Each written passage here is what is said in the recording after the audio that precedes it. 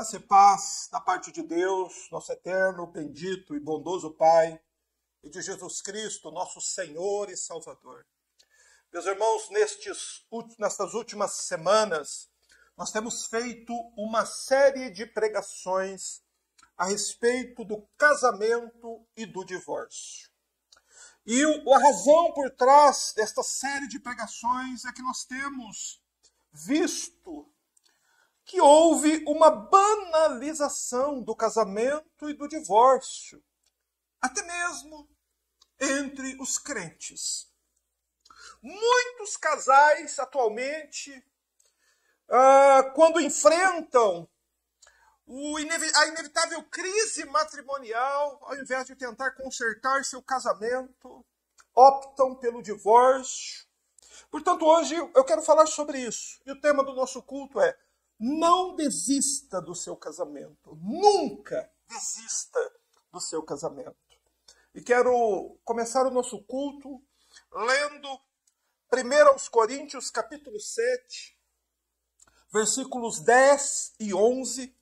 Hoje nós leremos estes dois versículos, onde o apóstolo Paulo ele trata a respeito deste tema. A ordem do Senhor para que o homem e a mulher não se separem. Está escrito assim, em 1 Coríntios, capítulo 7, versículo 10. No entanto, ordeno aos casados, não eu, mas o Senhor, que a mulher não se separe do marido. Se, porém, ela se separar, que não se case, ou que se reconcilie com o marido, e que o marido não se divorcie da esposa. Amém. Convido os irmãos a fecharem os olhos e orarmos. Ó grande Deus e Pai, nós te adoramos, louvamos o teu santo nome, pois a tua mão poderosa e bendita tem nos abençoado, Senhor Deus, até este momento. Tem nos dado, Senhor, esta nova oportunidade de aprendermos da tua palavra. Senhor, de termos os nossos casamentos abençoados. Meu Deus, de termos a nossa mente ampliada, Senhor Deus, quanto às questões inerentes ao casamento e o divórcio.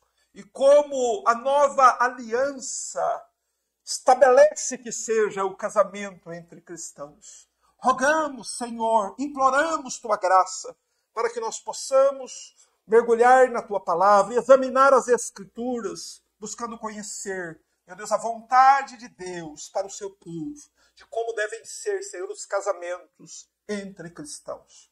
Concede-nos a tua graça nesta tarde. Senhor, abre o nosso entendimento, ajuda-nos com teu Espírito Santo e visita-nos, Senhor, e que os casais que nos ouvem agora ou que ouvirão esta pregação no futuro, Senhor, que eles sejam abençoados por ti, meu Deus, e aprendam por tua palavra o modo como agrada a Deus que o homem e a mulher vivam juntos. Abençoa-nos por tua graça, nós oramos no nome do Senhor Jesus. Amém. Meus irmãos, como eu disse ao princípio, eu tenho trazido nas últimas semanas uma série de pregações a respeito do casamento e do divórcio. E o motivo é porque tem havido uma banalização do casamento e do divórcio na sociedade. Contudo, agora nós vemos também isto acontecendo entre os crentes. E, todavia, nós sabemos que a maioria das pessoas que fazem isso, tanto dos incrédulos quanto dos crentes, eles muitas vezes não têm consciência das consequências que o divórcio traz. E, infelizmente, irmãos, há até pastores que aconselham casais a se divorciar e buscar um novo relacionamento. E não é também incomum nas igrejas evangélicas a celebração de segundo casamento. Até mesmo igrejas tradicionais, históricas, acontecem esse tipo de celebração. Entretanto, tudo isso vai contra o mandamento do Senhor Jesus Cristo em Mateus, capítulo 19, verso 9, o qual falamos no último sábado. O Senhor Jesus ordenou, deixou uma ordem expressa a respeito do casamento. E o que Jesus disse em Mateus 19:9, em termos bastante claros, para que todos nós entendamos, é que o divórcio não é uma opção para um casal cristão. Por isso, ao cristão é ordenado que ele jamais desista do seu casamento. Irmãos, nós sabemos que há situações muitas vezes dramáticas que acontecem no casal, que crises se instalam no casamento.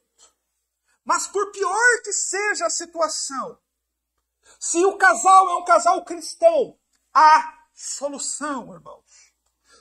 E a solução está justamente no casal ter disposição de perdoar um ao outro e se reconciliar quantas vezes for preciso.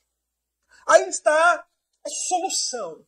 Você não pode se divorciar porque Cristo proibiu que cristãos se divorciem. Mas por mais grave, por mais que se agrave a situação, se você é um cristão, se seu marido é um cristão, os dois, ambos, precisam estar dispostos a perdoar um ao outro e a se reconciliar. Isso quantas vezes for preciso. Meus irmãos, crises matrimoniais não são problemas de agora. Não são problemas que surgiram com o século XXI. Na verdade, nós os vemos em toda a Bíblia desde a queda de Adão. A crise matrimonial, ela foi um dos terríveis efeitos que o pecado produziu no primeiro casal, no primeiro casamento, naquele primeiro casal que existia lá no Éden. E este efeito, ele é reproduzido em todos os casais, em todas as épocas, que todos nós somos filhos de Adão e Eva. Então, é inevitável que um casamento não entre em crise. Você entendeu? É impossível que um casamento não entre em crise. Em algum momento o casamento vai entrar em crise. Né? O problema não é o casamento entrar em crise. O problema é como o cristão lida com a crise. Não é? Porque todos os casais, em algum momento, enfrentam ou enfrentarão crises. Porém, a diferença vital entre esses dois tipos de casais, os que permanecem casados e os que se divorciam, a diferença vital entre eles é que alguns escolhem consertar seu casamento e outros escolhem descartar o casamento. E então partir em busca de um novo relacionamento. Mas não é raro acontecer, no caso de uma pessoa divorciada, estar em busca de um novo relacionamento e entrar num novo relacionamento e descobrir que aquele segundo relacionamento era pior do que o que ela tinha anteriormente. E é por isso que as estatísticas comprovam esse fato, porque 70% dos casais que se divorciaram e casaram pela segunda vez, 70% deles se separam, se divorciam de novo, e então o ciclo recomeça. Eles saem de novo em busca de um novo relacionamento. Só que isto que o mundo chama de novo relacionamento, a Bíblia chama de adultério, de imoralidade. O termo grego para esta atitude de uma pessoa que já foi casada e se divorciou e ela se envolve num novo relacionamento, sem que aquele primeiro relacionamento tenha sido quebrado por meio do adultério, se este novo relacionamento foi sem que o primeiro casamento tenha sido quebrado pelo adultério, esse novo relacionamento recebe o nome de adultério, imoralidade ou porneia em grego. Por isso hoje, irmãos, nós vamos ver como o apóstolo Paulo aconselhou aos crentes de Corinto que estavam pensando em se divorciar. E eu acredito que é certo que alguém que me ouve nesta noite, em algum dos lares onde esta pregação haverá de chegar, existem pessoas que estão pensando em se divorciar. Por isso eu peço a sua atenção, que você assista até o fim essa pregação, pois em 2 versículos o apóstolo Paulo aconselha a igreja como os cristãos que estão pensando em se divorciar devem proceder. Antes de entrarmos nos 2 versículos, precisamos entender o contexto imediato. Não é? Qual a razão do apóstolo Paulo ter escrito este capítulo de 1 Coríntios? O motivo é que a igreja de Corinto vivia rodeada por uma sociedade imoral. E esta sociedade não via nenhum mal na fornicação, não é? Na relação sexual entre 2 pessoas solteiras. A sociedade de Corinto não via nenhum mal na homossexualidade, na relação sexual entre pessoas do mesmo sexo. E a sociedade de Corinto também não via nenhum problema no adultério. Não é? Para eles não havia problema, isso não era um problema moral. Então, a igreja de Corinto estava dentro de uma sociedade completamente imoral. E essa imoralidade da sociedade, ela tende a pressionar a igreja. E isso em todos os tempos. E por causa da pressão que a sociedade estava produzindo sobre a igreja, então os membros da igreja resolveram escrever uma carta ao apóstolo Paulo, contendo uma série de perguntas relacionadas à questão do casamento. E este capítulo, muito precioso da Bíblia, contém as respostas do apóstolo Paulo para as perguntas que os crentes de Corinto tinham a respeito de casamento e divórcio. Irmãos, nós estamos diante de um capítulo singular, porque este capítulo contém orientações básicas fornecidas pelo apóstolo Paulo sobre casamento e sobre divórcio. Então eu sei que um casal em crise precisa de conselho. E onde é que você deve buscar os conselhos, meu irmão, minha irmã? Na palavra de Deus. Você pode buscar os conselhos que você precisa do apóstolo Paulo. Então, escute. O que o apóstolo Paulo aconselha? Que eu vou dar rapidamente uma pincelada sobre o que o apóstolo Paulo pregou dos versos 1 a 9. Veja, Paulo começa o capítulo ordenando que nenhum homem toque numa mulher que não seja casado com ele. E que nenhuma mulher toque num homem sem que este homem seja casado com ela. Ou seja, o apóstolo Paulo está se referindo aqui a relações sexuais. Por isso ele diz no verso seguinte, no verso 2, que o casamento ele é monogâmico. Não é? Cada homem deve ter a sua mulher, cada mulher o seu marido. Né? Um homem para uma mulher. Esse é o conceito bíblico de casamento. O homem, por causa da imoralidade, por causa do pecado sexual, ele precisa se casar. Isso Paulo diz nos versos 1 e 2. Dos versos 3 a 5, Paulo ordena como o casal cristão deve cumprir as suas responsabilidades conjugais, para que não viessem se negar um ao outro. No verso 7, o apóstolo Paulo fala a respeito daquelas pessoas que têm o dom do autocontrole.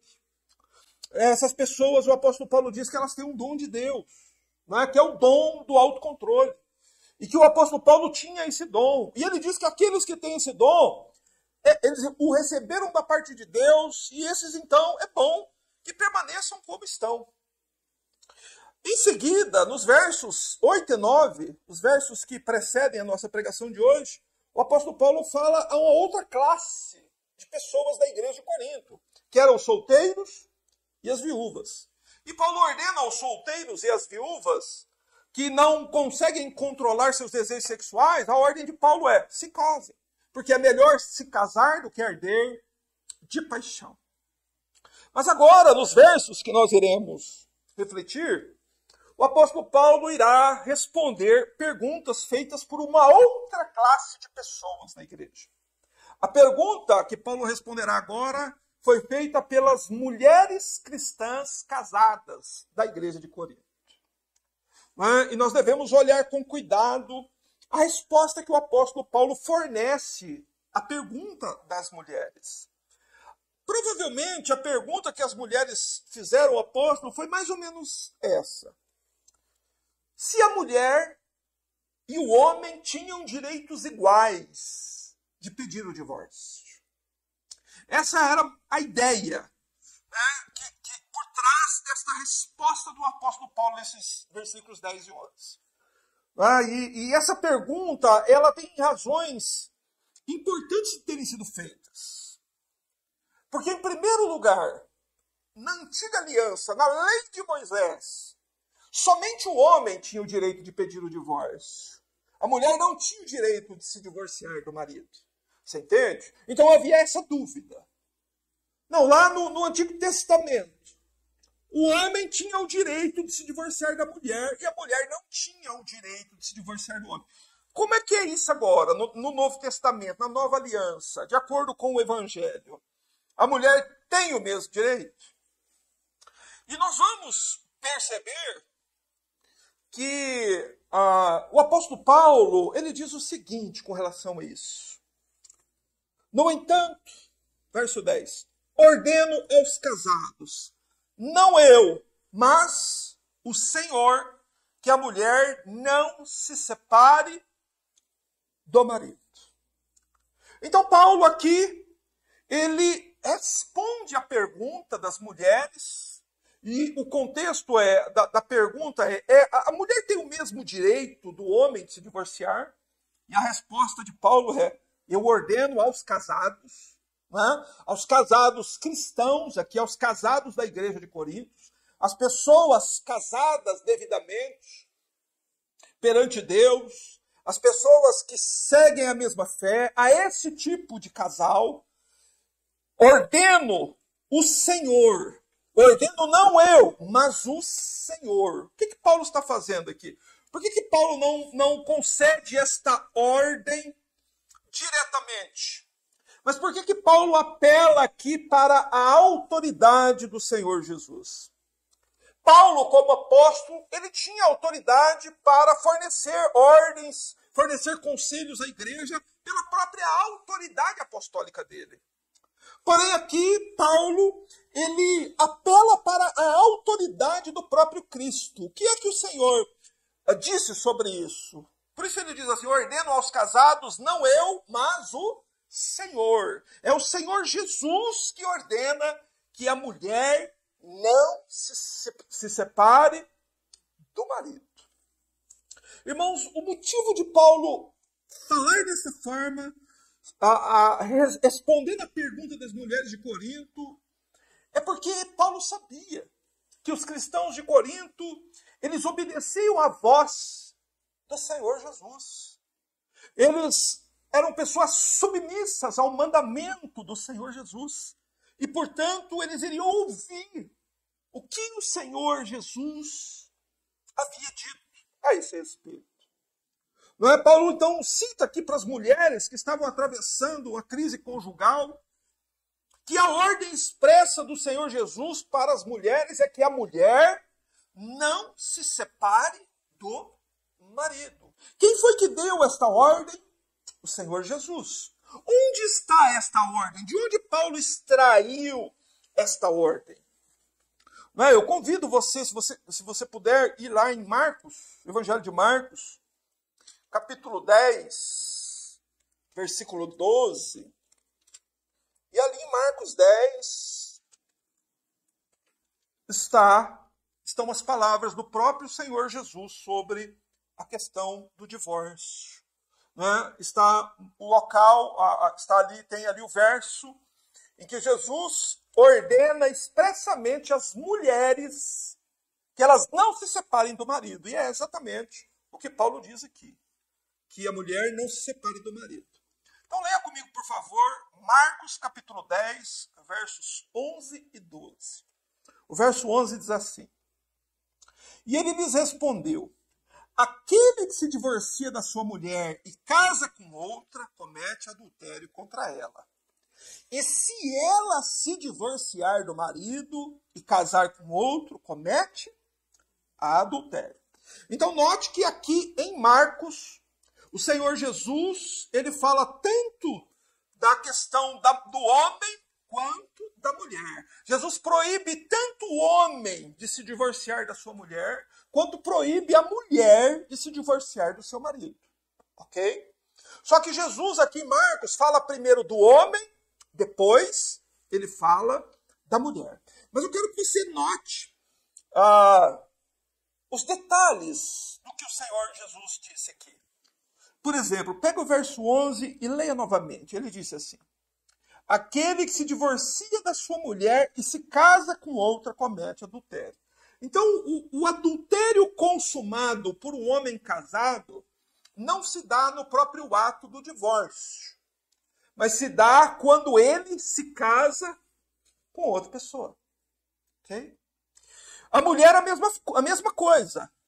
Se ela se divorciar do marido, se a mulher deixar a casa do esposo, abandonar o marido, esse não é o pecado em si. O pecado está quando ela se casa com outro. Aí ela comete adultério. Então, o adultério é o divórcio seguido de um novo casamento, de um novo relacionamento. Isso é o adultério. E é por isso que Paulo inverte a ordem. Né? Veja, Jesus falou primeiro sobre o homem, aquele que se divorcia. E depois diz, e se ela se divorciar do marido e se casar com outro, comete adultério. Porém, se nós voltarmos aqui a 1 Coríntios 7, versículo 10, nós vamos notar que Paulo fala primeiro das mulheres. Não é? Por que Paulo inverte a ordem? Por que Paulo não começa aqui em 1 Coríntios 7, 10, falando primeiro do marido e depois da mulher? Exatamente porque Paulo estava respondendo a pergunta feita pelas mulheres. Então, por Paulo estar respondendo a pergunta feita pelas mulheres de Corinto, ele fala primeiro sobre a questão das mulheres. Que a ordem do Senhor para as mulheres cristãs casadas, qual é? Ela não deve se divorciar do marido. Porque se ela se divorciar e casar de novo, ela comete adultério. E por que é assim? Porque a Bíblia diz que o que Deus ajuntou, o homem não pode separar. Não é? O casamento, ela é a instituição mais antiga que existe. O casamento é mais antigo que a própria igreja. Porque o primeiro casamento foi instituído por Deus antes da queda. E a igreja foi instituída por Deus depois da queda. Porque quando um casal decide casar e se une em matrimônio, o que é feito ali, aquela união, aquela aliança matrimonial que é feita no ato do casamento, ela não pode ser desfeita pelos homens. E a razão disso é porque um homem e uma mulher devidamente casados são unidos por Deus, tanto na carne quanto no espírito. Não é? Por isso que o Senhor Jesus disse em Mateus 19,6 que um casal devidamente casado é uma só carne. Ok? Então entenda que a ordem do Senhor é a mulher não se separe do marido. Havia essa demanda, havia já mulheres em Corinto que haviam iniciado esse processo judicial, talvez algumas até já tinham saído de casa, e então eles fazem a pergunta, e o apóstolo Paulo diz, a mulher não deve se separar do marido. Essa é a ordem desde a criação, que essa unidade entre esposa e esposo não deve ser quebrada. Isso foi estabelecido desde o Antigo Testamento. E há um livro do Antigo Testamento, muito lido atualmente nas igrejas evangélicas, quando é feita a cobrança de dízimos. Né? No mais, as pessoas conhecem esse livro por causa da questão do dízimo. Mas o livro do profeta Malaquias contém também as palavras do próprio Deus com relação a casamento e ao divórcio. Eu gostaria que nós dessemos uma olhada, porque todo este ensinamento de Paulo está entrelaçado ali com o ensino de do profeta Malaquias, com as palavras de Deus ditas ali, com as palavras do próprio Senhor Jesus, e nós devemos ter uma compreensão mais profunda a respeito disso, de como Deus vê o casamento. Então convido os irmãos a abrirem as suas Bíblias no livro do profeta Malaquias. Você vai aqui em Mateus, que é o primeiro livro do Novo Testamento, e Malaquias fica aqui logo antecedendo o livro de Mateus. É o último livro do Antigo Testamento. Malaquias capítulo 2, versículos 13 a 16. Vamos ouvir o que o próprio Deus diz a respeito do casamento. Malaquias capítulo 2, versículos 13 a 16. Está escrito: além disso, ainda cobris o altar do Senhor de lágrimas, choro e gemidos, porque ele não olha mais para as ofertas, nem as aceita da vossa mão com prazer. Mesmo assim perguntais: por quê? Porque o Senhor tem sido testemunha entre ti e a esposa que tens desde a juventude, para com a qual foste infiel, embora ela fosse tua companheira e a mulher da tua aliança matrimonial. Não foi o Senhor que fez deles um só? Eles lhe pertencem em corpo e espírito. E por que um só?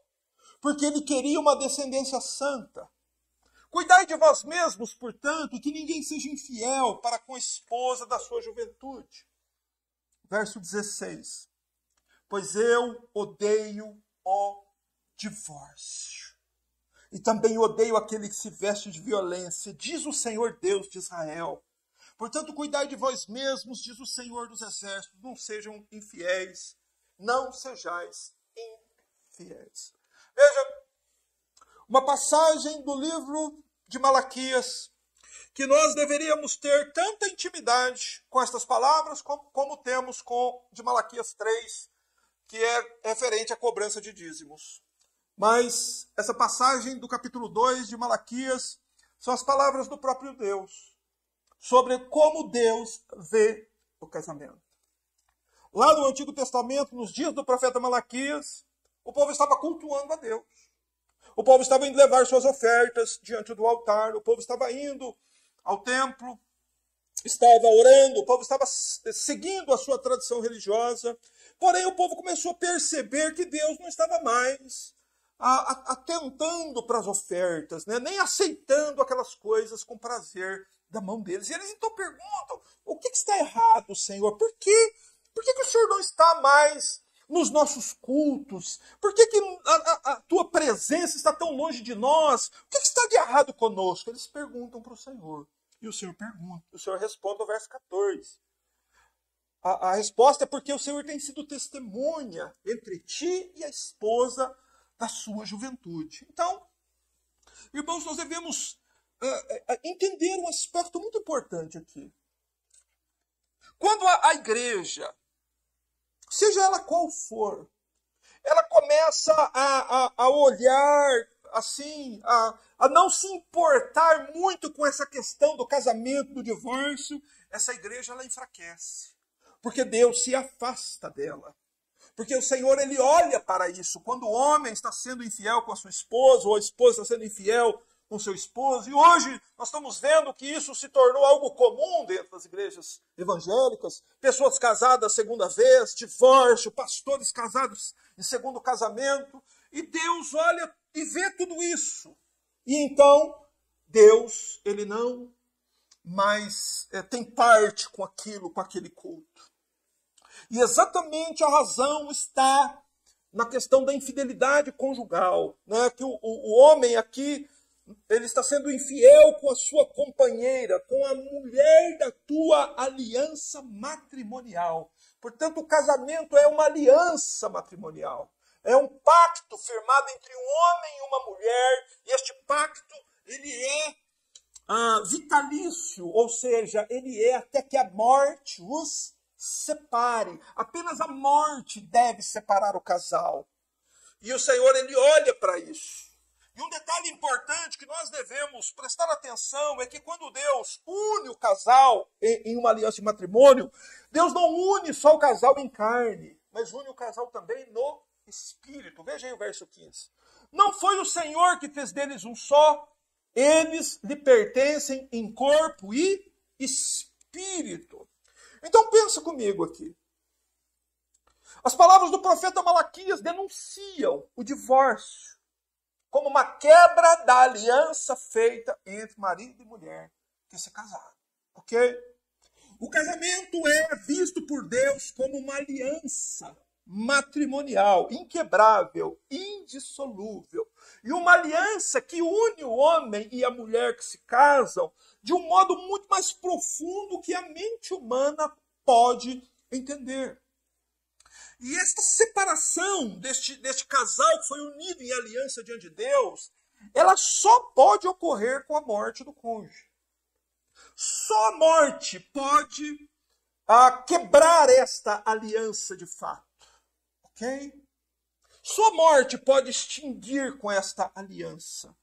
Não é? E por isso é importante nós sabermos que o fato de alguém simplesmente ter uma certidão de divórcio, que foi emitida por um cartório aqui na Terra, assinada por um juiz humano, não pode separar o espírito de um homem e de uma mulher que foram unidos através da aliança e o matrimônio. Como um pedaço de papel poderia separar o espírito que Deus uniu sob a aliança do matrimônio? Vocês entendem? É por isso que Deus vê assim. Quando o homem se divorcia da sua mulher e casa com outra, ele está em adultério. Por quê? Porque perante Deus, ele continua unido com a sua antiga esposa. Não houve essa quebra da aliança. Essa união, ela é inquebrável, ela é indissolúvel. Por isso é que Deus exclama em Malaquias, no verso 16, dizendo: pois eu odeio o divórcio. Essa é a expressão de Deus que deveria ficar gravada em nossos corações. Deus odeia o divórcio. O Senhor Deus é bom, é misericordioso, é amoroso. Só que o divórcio é uma coisa tão ruim aos olhos de Deus. É algo que não deveria acontecer entre os homens. E é algo tão mal que Deus chega a odiá-lo. Deus odeia o divórcio. Porque a intenção de Deus é que a aliança do casamento não seja quebrada de modo algum, jamais seja dissolvida, a não ser através da morte, como prescreve a palavra do Senhor. E o Senhor Jesus Cristo, ele permite apenas uma exceção para um divórcio lícito. Só há uma exceção, que é exatamente essa mencionada por Malaquias. Malaquias diz que o homem não deve ser infiel com a mulher da sua juventude. Ser infiel aqui é cometer o adultério, é se envolver em outro relacionamento estando casado com uma mulher. O Senhor Jesus disse que só existe um meio, uma exceção para o divórcio lícito, que é exatamente isso. Um dos cônjuges se tornar infiel, cometendo o adultério. E a pergunta, né, das mulheres, podemos voltar lá a 1 Coríntios 7. A pergunta das mulheres ao apóstolo Paulo é respondida de um modo muito claro no versículo 10. Paulo diz: no entanto, ordeno aos casados, não eu, mas o Senhor, que a mulher não se separe do marido. Essa resposta de Paulo está informando as mulheres de Corinto e todas as mulheres cristãs de todos os tempos que desde o início da história humana a mulher nunca teve o direito de se divorciar. Desde o começo da história humana. Esse é um direito que nunca assistiu às mulheres. No caso do homem, no caso do marido, Houve um tempo em que foi permitido que os maridos se divorciassem, e foi exatamente no período em que vigorou a antiga aliança. Não é? Em Deuteronômio 24:1 está lá de modo muito claro que foi permitida na antiga aliança que o homem se divorciasse da mulher, mas a mulher não podia se divorciar do homem. Por isso as mulheres aqui estão fazendo a pergunta. Porém, nós sabemos que depois que o Senhor Jesus morreu na cruz, aquela antiga aliança, ela cessou, ela ficou para trás, e o Senhor Jesus então estabeleceu uma nova lei, que está nos evangelhos, que é dela que o apóstolo Paulo está tratando aqui, e que agora é de acordo com essa nova lei. E na nova lei, na lei de Cristo, nem a mulher, nem o homem deve se divorciar. Você entende? Na antiga aliança, o homem podia se divorciar, por qualquer motivo. Na nova aliança, nem a mulher e nem o homem podem se divorciar. Mas se o fizerem, se tornam adúlteros. Né? Mas há aqui uma possibilidade no verso 11, né, que já nos deixa, já pode nos dar também uma ideia do que estava acontecendo lá na igreja de Corinto. O verso 11 diz assim: se porém ela se separar, que não se case, ou que se reconcilie com o marido, e que o marido não se divorcie da mulher. A resposta de Paulo no verso 11 indica que essa é uma nova pergunta. Né? A primeira pergunta dizia se a mulher tinha o mesmo direito do homem de divorciar. E Paulo diz, agora na nova aliança, nem o homem nem a mulher têm o direito de divorciar. Mas o verso 11, parece que a igreja estava enfrentando já situações que mulheres haviam saído de casa e já haviam iniciado os procedimentos relativos ao divórcio contra o marido. Né? E aqui a pergunta é a seguinte: e quando o divórcio se torna um fato consumado, como a igreja deve reagir? Como a comunidade, né, cristã, né, onde está aquele casal cristão que se separou, deve fazer? O que a igreja deve fazer? Veja, em primeiro lugar, a igreja deve disciplinar aquele que pediu o divórcio, porque ele desobedeceu o mandamento de Cristo, que proibia que ele o fizesse, e além disso ele não quis ouvir o conselho dos irmãos, que certamente o aconselharam a não se divorciar. Mas Paulo diz também aqui que se a mulher se divorciar, se ela se separar, ela não deve mais se casar. Você entende? É aí que está a questão. Se a mulher se separar, e só a separação em si já é algo odiado, abominável por Deus, a mulher, se se separar, ela deve permanecer sem se casar. Né? Então, a igreja deve dizer isso à mulher, que ela deve permanecer agora sem se casar. E o mesmo direito ao homem. Se o homem se divorciou e ele faz parte de uma igreja cristã, a igreja precisa discipliná-lo e precisa dizer para ele que ele agora precisa viver sem se casar. Ele não pode mais contrair um novo casamento. Ou a única opção que eles têm agora é de se reconciliar. É isso que Paulo diz aí. Se, porém, ela se separar, que não se case, ou que se reconcilie com o marido. Veja qual é a opção bíblica para o caso do casal em crise, em divórcio ou já separado. Qual é a única solução? Reconciliação. Na Bíblia, diante de Deus, não existe a ideia de descartar o casamento. O princípio bíblico é que você conserta o casamento. É preciso consertar o relacionamento. Não é? Porque Jesus declarou que Deus instituiu o casamento. E que por isso o homem não pode separar o que Deus uniu. Jesus disse que o casal tem o direito de se casar, mas não tem o direito de se separar.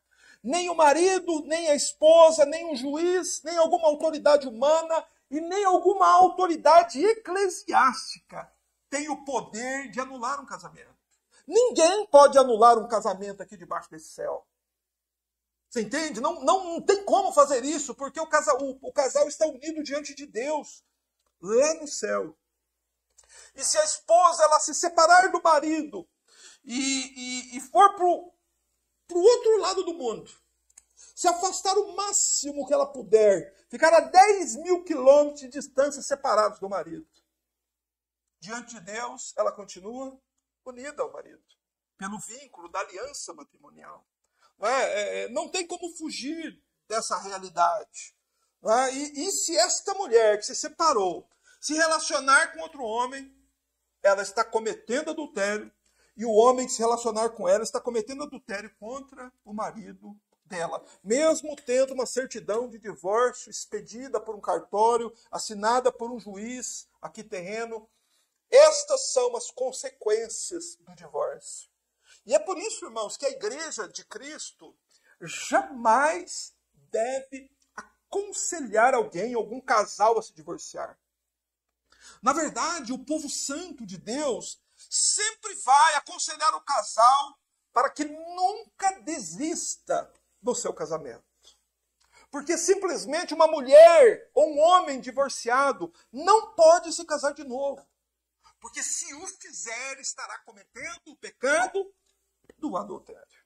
Então a única opção é a seguinte: se separar, que não se case, tem essa opção, né? A pessoa se separar e permanecer sozinha pelo resto da vida.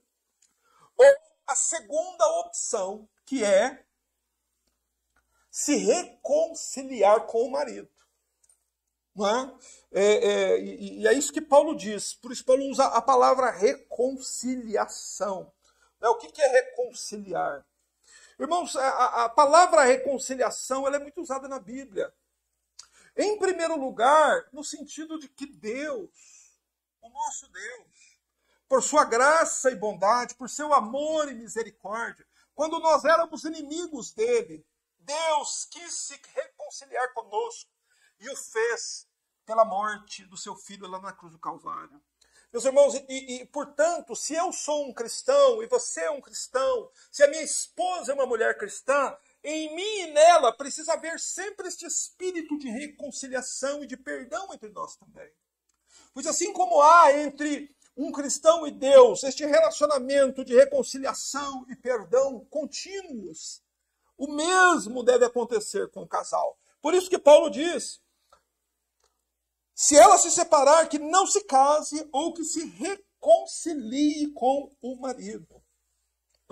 Mesmo se a crise matrimonial se agravar, devem ser empregados todos os meios possíveis, todos os esforços para que esse casal se reconcilie. E os esforços devem ser tanto da igreja, quanto do pastor, quanto do próprio casal cristão. O desejo de se reconciliar e de viver novamente unidos, juntos e em paz. E Paulo conclui aí o verso 11, dizendo que o mesmo é para o homem.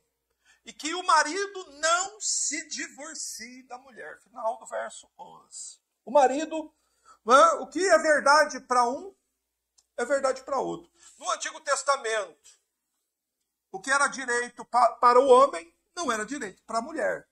No Novo Testamento, na Nova Aliança, os direitos são iguais. Aos dois, a ordem expressa do Senhor Jesus é: não se divorciem, não se separem, permaneçam juntos. Por isso eu quero concluir aqui a minha pregação me dirigindo aos crentes casados que estão pensando em se divorciar. Irmãos, o divórcio ele não é uma opção. O divórcio é a devastação da família. O divórcio afeta o marido, a mulher, os filhos, os parentes e os amigos para sempre. O divórcio faz mal para o corpo. O divórcio faz mal para a mente. O divórcio faz mal para a alma. O divórcio é a manifestação exterior de um coração incapaz de perdoar. Mas nós fomos ensinados pelo Senhor Jesus que ao pedirmos ao Deus, nosso Pai, perdão, nós sempre devemos fazê-lo da seguinte forma, dizendo: Pai, perdoa as nossas dívidas, assim como nós perdoamos a quem nos tem ofendido. Então, esse é um princípio cristão. Sempre perdoar aqueles que nos ofendem, que nos afligem, que causam algum dano a nós. E quando um casal se divorcia, é porque uma das partes, ou talvez as duas partes, não estão dispostas a perdoar. E portanto, por haver essa falta de perdão, essa incapacidade de reconciliação, eles se divorciam e pecam contra Deus e ainda afrontam o mandamento do Senhor Jesus, que ordena que eles não se separem. Por isso, como ministro do Evangelho, é meu dever dizer a todos os casais cristãos: nunca desista do seu casamento. Não desista. Seja paciente. Tenha diálogo. Seja flexível. Ore, jejue, perdoe, se reconcilie, se humilhe. Se você quer que o seu casamento vá para frente, você precisa se humilhar. Muitas vezes você vai ter que se humilhar diante de situações que na sua mente, nas suas ideias, você está certo, mas mesmo assim, pelo bem da família, para que o casamento permaneça, você mesmo se humilha e assim encerra a questão e o casamento então prossegue. Irmãos, e a igreja do Senhor, ela tem a responsabilidade de ajudar os casais. Como? Nós devemos conhecer 1 Coríntios 7, precisamos conhecer bem o mandamento do Senhor Jesus ali a respeito do casamento, para poder aconselhar os casais quando estes casais entrarem em dificuldade. Não é? Mas nós devemos fornecer um aconselhamento não igual as pessoas estão fornecendo aí, orientando os casais a se divorciar. O aconselhamento da verdadeira igreja é conforme a palavra de Deus. E como é que a palavra de Deus diz? Eu ordeno aos casados, não eu, mas o Senhor, que a mulher não se separe do marido. Se, porém, ela se separar, que não se case, ou se reconcilie com o marido, e que o marido não se divorcie da mulher. Então, esses dois versículos nos mostram de modo bem sintetizado, bem resumido, qual deve ser a atitude de um casal cristão frente a uma crise conjugal. Irmãos, a igreja do Senhor, ela é composta por famílias. Né? Uma igreja é composta por famílias. E se dentro da igreja uma família estiver em crise, então todas as famílias, elas são afetadas, elas sofrem por causa disso. Por isso que a mensagem deve ser essa: não desista do seu casamento, porque você só pode casar uma vez. Você não vai poder casar de novo. Não desista do teu casamento, porque Deus odeia o divórcio. Não desista do seu casamento, porque o Senhor Jesus ordenou que a mulher não deve se separar do marido e nem o marido se separar da mulher. Não desista do seu casamento, porque se você se divorciar, você vai ter que ficar sozinho. E se você não tiver autocontrole, você vai cair em pecado e vai arruinar a sua alma.